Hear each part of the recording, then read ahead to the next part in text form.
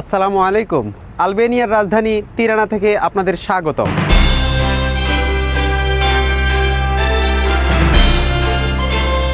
এখানে আজান শোনার পরে বাংলাদেশের কথা মনে পড়ে গেল।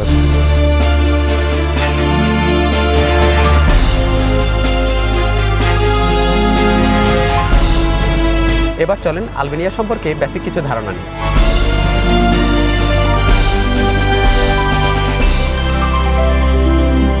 আলবেনিয়ার তিরানায় আজকের দিন আমার শুরু হলো এখান থেকেই। আমার পিছনে যে দালানটি দেখা যাচ্ছে সেটি হচ্ছে পিরামিড আকৃতির এবং এটিকে ওরা পিরামিড অফ তিরানাও বলে থাকে। এটি মূলত 1988 সালে অ্যাজ এ মিউজিয়াম হিসাবে তৈরি করা হয়েছিল এদের কমিউনিস্ট লিডার এনভার হোগজায়ের নামে। বাট পরবর্তীতে যখন কমিউনিস্ট কলাপস হয় 1991 সালে এটিকে কনফারেন্স সেন্টার হিসেবে ইউজ করতো। তারপর যখন কসোভোর সাথে 1999 সালে এদের একটা যুদ্ধ হয়, সেই যুদ্ধে ন্যাটো এটিকে তাদের বেস ক্যাম্প হিসাবে ইউজ করেছিল। এখন সেটি কনফারেন্স এবং ট্যুরিস্ট অ্যাট্রাকশন হিসাবে ব্যবহার করা হয়।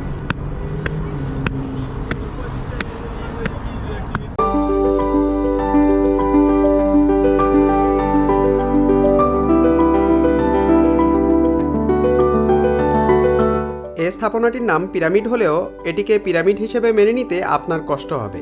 হ্যাঁ, এটা সত্য যে স্থাপনাটি সুন্দর এবং উপরে থেকে প্রায় পুরো শহরটিই দেখা যায়।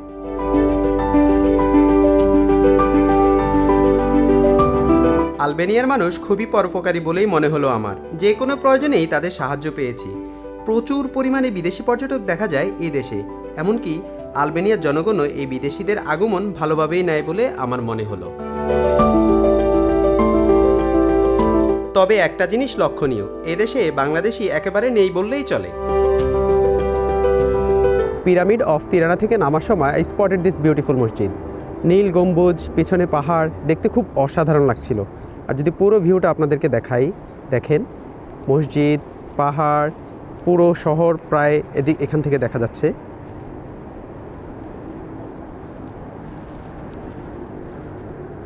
এবার চলেন আলবেনিয়া সম্পর্কে বেসিক কিছু ধারণা নেই। আলবেনিয়া মূলত সাউথ ইস্ট ইউরোপের একটি কান্ট্রি, যেটা হচ্ছে মুসলিম কান্ট্রি। 59% পপুলেশন হচ্ছে মুসলমান, 13% পপুলেশন খ্রিস্টান, 10% মানুষ হচ্ছে কোনো ধর্মে বিশ্বাস করে না। এত বড় সংখ্যার মানুষ হওয়ার কারণ হচ্ছে এখানে একটা সময় কমিউনিস্টদের রাজত্ব ছিল।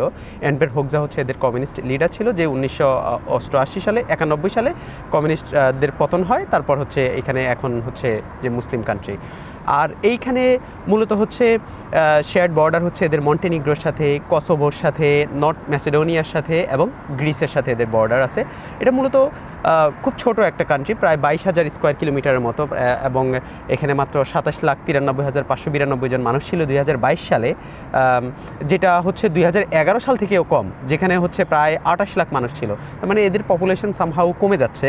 কান্ট্রির যেই আমরা কারেন্সি বলি সেটাকে ওরা লেক বলে। এক ইউরো সমান 100 লেক। তা আমাদের দেশেও কিন্তু দেখেন এক লেক, যেটাকে আমরা এক টাকা যেটা বলি, 1 ইউরো সমান 130, কিছুদিন আগে 100 ছিল। তার মানে এদের টাকার মান বাংলাদেশের টাকার মানের থেকে মোটামুটি সেম। তবে এই দেশটা বাংলাদেশ থেকে অনেক বেশি উন্নত, যদিও এরা ইউরোপিয়ান ইউনিয়নে না, বাট ইউরোপিয়ান একটা কান্ট্রি। আর সবচেয়ে মজার বিষয় হচ্ছে আপনি এখানে মসজিদ যেমন দেখতে পারবেন, আপনি এখানে ইয়াও দেখতে পারবেন, চার্চও দেখতে পারবেন। আর মানুষ দেখলে আপনি বোঝার উপায় থাকবে না যে এটা কি একটা মুসলিম কান্ট্রি নাকি। দেখে মনে হবে ওকে, আপনি যে একটা ইউরোপিয়ান এবং হচ্ছে আমাদের যে মুসলিম, দুইটার যে একটা কম্বিনেশন হয়েছে এখানে আসলে পারফেক্টলি মানে বোঝা যায়। এদের যে মাদার ল্যাঙ্গুয়েজ সেটা তো হচ্ছে আলবেনিয়ান। তাছাড়া এরা কিছু মানুষ হচ্ছে অন্য ভাষায়ও কথা বলে, স্পেশালি গ্রিক ভাষায় কথা বলে। এদের ফেমাস পার্সন হচ্ছে মাদার তেরেসা, দুয়ালিপাকে তো অনেকেই চিনে, মাদার তেরেসাকেও চিনে। এরা কিন্তু হচ্ছে এই আলবেনিয়ান, বাই বর্ন আলবেনিয়ান। এবারে আমার গন্তব্য সেই সুন্দর মসজিদটি, যেটাকে আমি পিরামিড অফ তিরানার উপর থেকে দেখেছিলাম।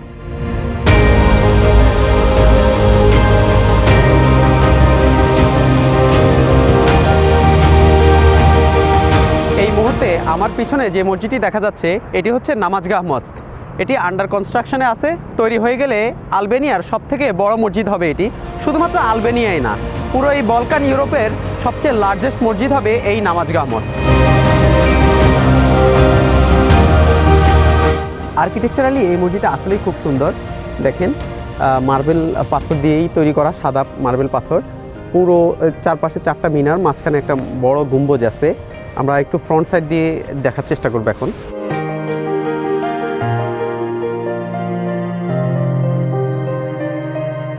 আমার এখন পরবর্তী গন্তব্য হচ্ছে ডাইটি মাউন্টেন। স্ক্যান্ডারবাগ স্কোয়ার থেকে যেই পিছনে যে মাউন্টেনটা দেখা যাচ্ছিল সেটি হচ্ছে ডাইটি মাউন্টেন। সেন্ট্রাল বাস স্টপেজ থেকে সেখানে 10-15 মিনিটের জার্নি, তারপর সেখান থেকে ক্যাবল কারে করে একদম মাউন্টেনের চূড়ায় নিয়ে যায় ওরা ভিউ পয়েন্টে। আমি এখন যে জায়গায় দাঁড়িয়ে আছি এটি হচ্ছে ফ্রেন্ডশিপ মনুমেন্ট। ফ্রেন্ডশিপ মনুমেন্ট এটি হচ্ছে সেন্ট্রাল বাস স্টপেজের পাশেই অবস্থিত। জায়গাটি দেখতে সুন্দর। আই মিন তারা সবুজ, লাল এবং সাদা কালোর একটা মিক্সচার করে সুন্দর একটা ছাউনি বানিয়েছে, সেখানে আসে মানুষ বসে। এরা নাম দিয়েছে এটা হচ্ছে ফ্রেন্ডশিপ মনুমেন্ট। চলুন তাহলে, এই যে বাস অপেক্ষা করতেছে, বাসে করে যাই। অন্যান্য ইউরোপিয়ান কান্ট্রির তুলনায় আলবেনিয়ায় কিন্তু বেশ ভালোই ট্রাফিক জ্যাম দেখা যায়। বাস থেকে নামলাম, তো একজনকে জিজ্ঞেস করলাম, সে বলল যে আমাকে 15-20 মিনিট হেঁটে একটু উপরে উঠে যেখানে ক্যাবল কার আছে ক্যাবল কার স্টেশনে যেতে হবে। আমি কিন্তু উপরের দিকে উঠতেছি হেঁটে হেঁটে। আর এই জায়গাটা একটু কিন্তু সিটি থেকে এই দিকটা একটু বেশি ঠান্ডা, এই জন্য আমি কানটুপি পরে ফেলছি। টেম্পারেচার প্রায় 2-3 ডিগ্রি, ভালোই ঠান্ডা লাগতেছে, ইভেন একটু বাতাসও আছে, তাই কানটুপি পরে ফেলছি। এই একজন হঠাৎ করে হেলো দিছে। একটা জিনিস দেখাই, দেখেন ফুটপাতে হাঁটার জন্য এই কতটুক জায়গা, একজন আসলে রাস্তা চলে যেতে হবে। ফাইনালি ডাইটি এক্সপ্রেসে আসলাম, সেখান থেকে এখন টিকিট কাটবো। টিকিট কেটে তারপর হচ্ছে কেবল কারে করে একদম উপরে যাব। উঠে গেলাম ভাই, কেবল কারে উঠলাম, লাইফের প্রথম কেবল কারে উঠলাম। টুকটাক একটু নয়েজ হচ্ছে, এই দরজা বন্ধ হয়ে যাচ্ছে। আমি একাই, গুড লাক যে একাই উঠছি। এই যে বিশাল একটা রিং ঘুরতেছে।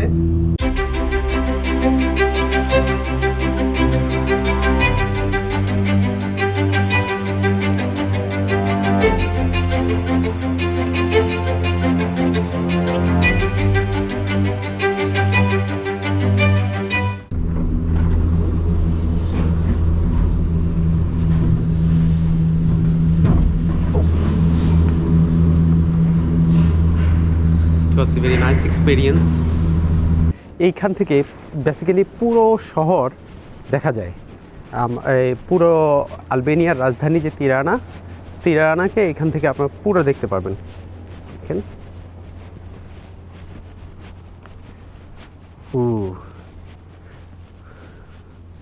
আমি জানি না ক্যামেরায় কতটুকু আসতেছে, বাট এইখান থেকে ভিউটা অসাধারণ। আর এই একটা জিনিস লক্ষণীয়, সেটা হচ্ছে শুধুমাত্র রাজধানীর যে জায়গাটুকু আছে এটা বাদে চারপাশ দিয়ে কিন্তু পাহাড়, পুরো চারপাশটাই কিন্তু পাহাড়। এইদিকে পাহাড়, ওইদিকে পাহাড়, পাহাড় হয়ে চারপাশ দিয়ে পাহাড়ে, আর এই পাশে তো পাহাড় আছেই, শুধু মাঝখানের জায়গাটা একটু ফ্ল্যাট। যেই জায়গাটাতে হচ্ছে মূলত সব দালান কোঠা, বিল্ডিং, রাজধানী আমরা যেটা বলি। এই জন্যই হচ্ছে এটা খুব ছোট হওয়ার ফলেই আসলে কিন্তু আমি গত 2 দিন যাবত যে ঘোরাঘুরি করলাম, আমি কিন্তু কোনো বাস অথবা ট্যাক্সি আমার নিতে হয়নি। কারণ হচ্ছে রাজধানীটা এত ছোট যে হাঁটার রাস্তায় এখান থেকে ওইখানে, ওইখান থেকে ওইখানে, এক জায়গা থেকে আরেক জায়গায় যাওয়া যেত।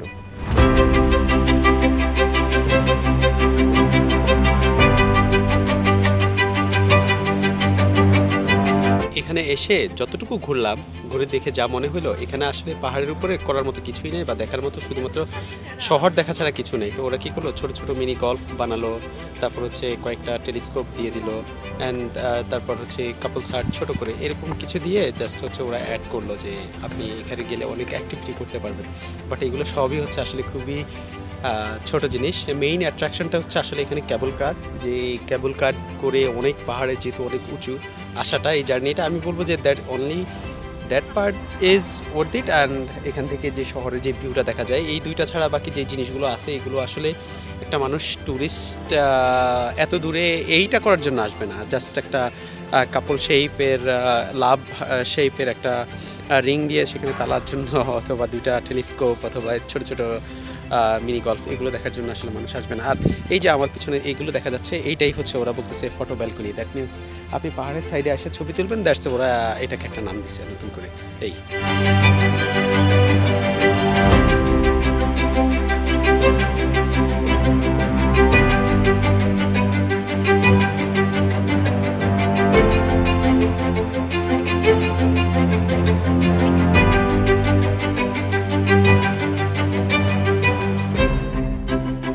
আলবেনিয়ায় খাবার একেবারেই সস্তা, মাত্র 8 থেকে 10 ইউরোর মধ্যেই একবেলার খাবার হয়ে যায়।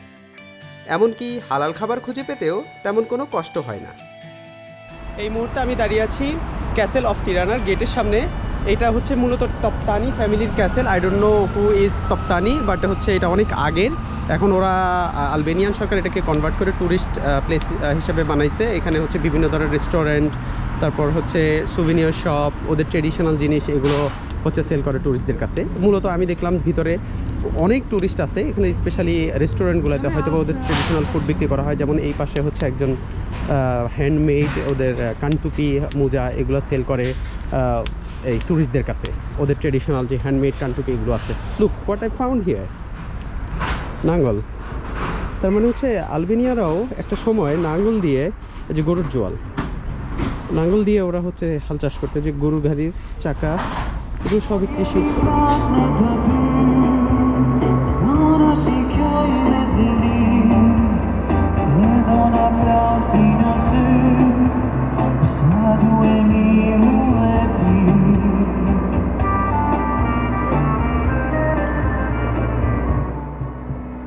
এবারে চলুন আলবেনিয়াকে অন্য দৃষ্টিকোণ থেকে দেখি।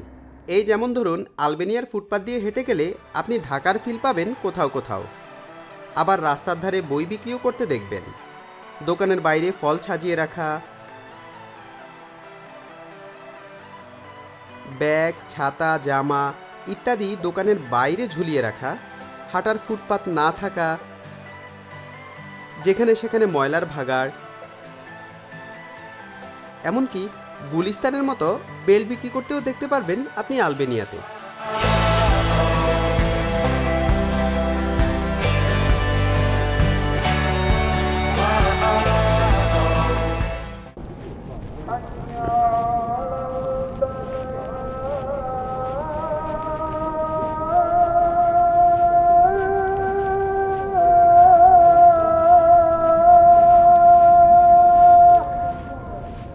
حول ولا قوة إلا بالله.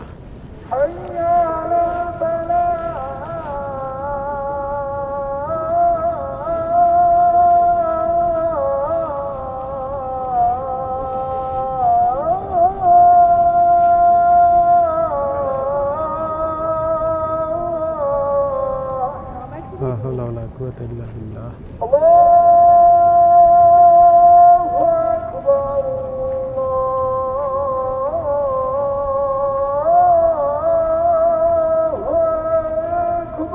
আল্লাহু আকবার, আল্লাহু আকবার।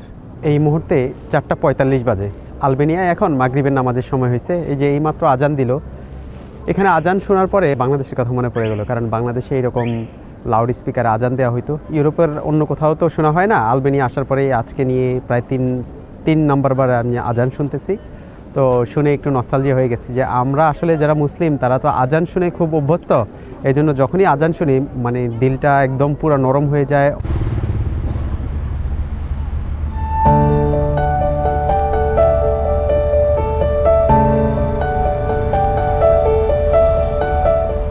এইটা হচ্ছে আমার এই বাম পাশে যেটা আছে, এইটা হচ্ছে একটা casino, basically regency casino Tirana. I didn't expect that এখানে ক্যাসিনো থাকবে, আই মিন এত বড় ক্যাসিনো। ওকে,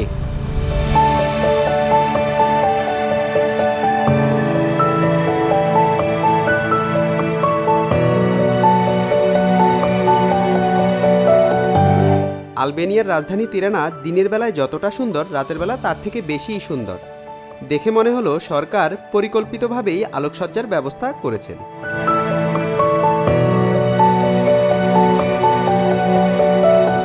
দিনে আমি আলবেনিয়ার নতুন আরেকটি হোস্টেলে উঠলাম, যেটির নাম হচ্ছে ভ্যানিলা বুটিক হোস্টেল। হোস্টেলটি কেমন হয় আমি আপনাদেরকে দেখাই। এই যে এটা হচ্ছে এন্ট্রেন্স। যদি আমরা উপরে উঠি,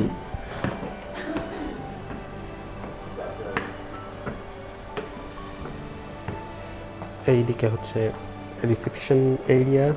নর্মালি সবাই এসে বসে, যে রিসেপশনিস্ট এখানে থাকে। এইদিকে হচ্ছে আমার রুম। সো আমার যে রুমটা সেটা হচ্ছে 208। 208 হচ্ছে এই যে এইটা। তো ভিতরে আসি, এই রুম হচ্ছে বাঙ্ক বেড। এখানে হচ্ছে এই যে দুইটা বেড, একজন উপরে নিচে। তারপর হচ্ছে যে এখানে প্রত্যেকের জন্য আলাদা আলাদা একটা করে লকার, মূল্যবান জিনিসপত্র যাতে রাখতে পারে। আর এইখানে হচ্ছে আরও দুইটা বেড, একটা উপর একটা নিচে। আমার হচ্ছে এই যে নিচের এটা সি নাম্বার বেড। এখানে খুব সুন্দর একটা আয়না আছে, যেটা হচ্ছে আমরা যারা এখানে থাকবে তারা দেখতে পারে। দুটো সুন্দর করে চেয়ার দেওয়া আছে। আমি এখানে হচ্ছে 2 দিন থাকবো। আমি যেহেতু 2 দিন থাকছি এখানে, এটা হচ্ছে পড়তেছে আমাদের 24 ইউরো। 2 দিন 24 euro, including tax and everything. ওয়াশরুমটা বাইরে। আর এখানে খুব সুন্দর একটা সিস্টেম আছে, এখানে দেখেন যে চার্জ দেওয়ার মতো করে একটা চার্জিং পোর্ট আছে। ইভেন খুব ছোট্ট একটা এখানে একটা লাইট আছে, এটা কাজ করছে না সামহাও। এই যে এই লাইটটা, এগুলো আছে এখানে। চাইলে এটা অফ করে রাখতে পারি, শুধু এটা জ্বালাইতে পারি, আবার এটাও অফ করে দিতে পারি। আর একটা চার্জিং পোর্ট আছে। যেহেতু এগুলো একটু শীতপ্রধান দেশ, তাই জামা কাপড় রাখার জন্য এই ধরনের, স্পেশালি জ্যাকেট রাখার জন্য এই ধরনের হ্যাঙ্গার আছে। এখানে একটা আছে, আবার ওইখানে একটা আছে, যেখানে আমার একটা হ্যাঙ্গার আছে। আমি খুবই লাকি যে আজকে শুধু আমি একাই এই রুমে আছি। তার মানে হচ্ছে যদি কেউ না আসে, রাত যেহেতু এখন সন্ধ্যা 6টা হয়েছে, যদি কেউ না আসে তাহলে শুধুমাত্র এই রুমে আমি একাই থাকবো। আমি পার্সোনালি আজকে একদিন অলমোস্ট তো থাকলাম। ফ্যাসিলিটি দেখে আমার কাছে মনে হয়েছে এটা খুবই সস্তা পড়েছে, যদিও 11-12 ইউরো করে পড়েছে। চিন্তা করেন বাংলাদেশি টাকায় প্রায় 1200-1300 টাকা, খুব একটা এক্সপেন্সিভ কিন্তু না। সাথে হচ্ছে সকালে ব্রেকফাস্ট ইনক্লুডেড। ব্রেকফাস্টে অনেক কিছু থাকে, যেমন আমি লাস্ট মোজাইক হোমে যেখানে খেয়েছিলাম সেখানে হচ্ছে আমাকে ওরা প্যান কেকের সাথে নসিলা দিয়ে দিত, আবার আলাদা করে ব্রেডের সাথে হচ্ছে ডিম, তারপর হচ্ছে কমলা, মাল্টা, আপেল, দেন কফি, দেন আদার সাম আরও 4-5টা আইটেম ছিল, যেটা খায়। আর ইভেন আপনি চাইলে সব কিছু খেতে পারেন। তো এই ডিলটা আমার কাছে মনে হয় না খারাপ হতো। আর যদি বাইরে খাইতাম 4-5 ইউরো অন্তত করে যাইতো। তো সেই হিসাবে কিন্তু মাত্র 6-7 ইউরো পড়ে পার রুম। সো আর আজকে যেমন আমি খুব লাকি, আমি শুধু একাই থাকছি। আর যদিও অন্য কোনো মানুষও থাকে এখানে, যারা আসে আমি দেখলাম যে খুব ম্যাচিউর থাকে। সবাই চেষ্টা করে যাতে সাউন্ড যত মিনিমাম হয়, মানে আরেকজনকে যাতে ডিস্টার্ব না করা হয়। এই তো আবারও দেখা হবে আপনাদের সাথে নতুন কোনো ভিডিওতে, নতুন কোনো হোস্টেলে হয়তোবা অর কোনো হোটেলে দেখা হবে। Subscribe Rakibul on point. আসসালামু আলাইকুম।